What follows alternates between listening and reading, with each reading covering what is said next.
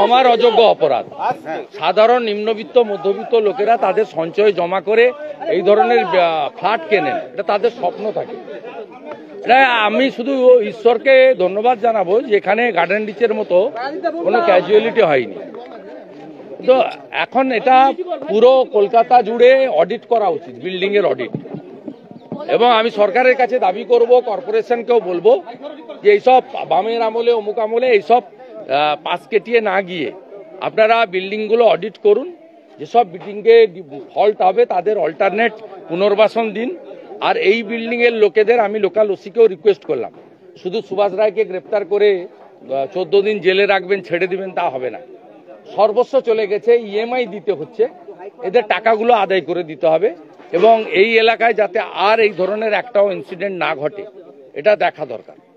এবং বিশেষ করে লোল্যান্ডে যে বাড়িগুলো করা হয়েছে, পুকুর নালা এই ক্যানেল বুঝিয়ে এই বাড়িগুলো খুব ভালনারেবল, এগুলোতে অডিট হওয়া দরকার।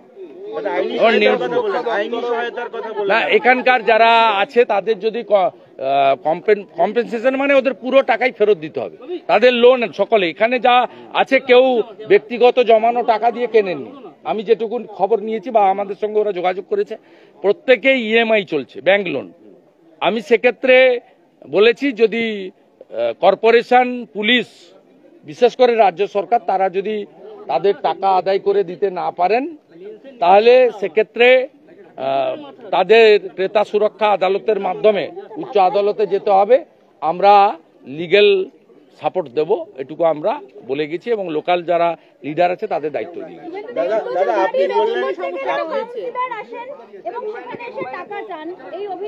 এই অভিযোগ আছে, উনার পিএ শঙ্কর বাবু টাকা নেন সই করা, কাউন্সিলর নেন কিনা আমি জানি না, আমার কাছে প্রমাণ নেই। শঙ্করবাবু যে নেন একাধিক অভিযোগ আমার কাছে আছে।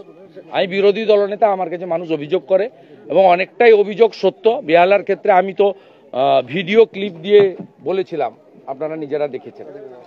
প্রমোটার বললেন তৃণমূলের ফান্ডার। না, এ তো ওদের সঙ্গে আপনার রাখতেই হয় রিলেশন, নইলে আপনি কি করে বাড়ি করবেন এখানে।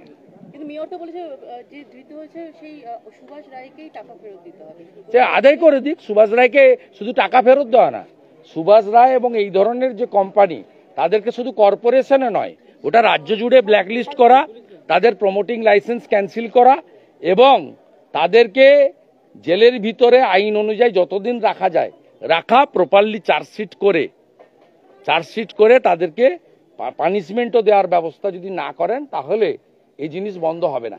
গার্ডেন রিচের গতবারের ঘটনার পরে, এতগুলো মানুষ মারা যাওয়ার পরে কলকাতা কর্পোরেশন যদি সচেতন হতো তাহলে আজকে এই দৃশ্য আমাদের এই যে দেখছেন, ওখানে পিসা এখানে পিসি, এই দৃশ্য দেখতে।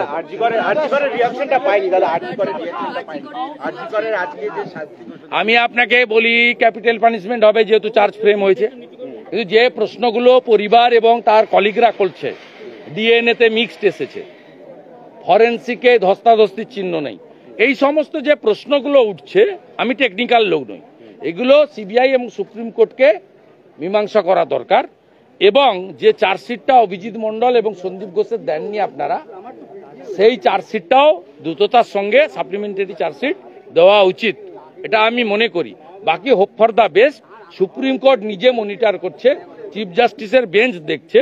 আমরা আশাবাদী যে সত্য সামনে আসবে এবং ফাইনাল কনক্লুশনে সিবিআই বা তদন্তকারী সংস্থা পৌঁছাবে।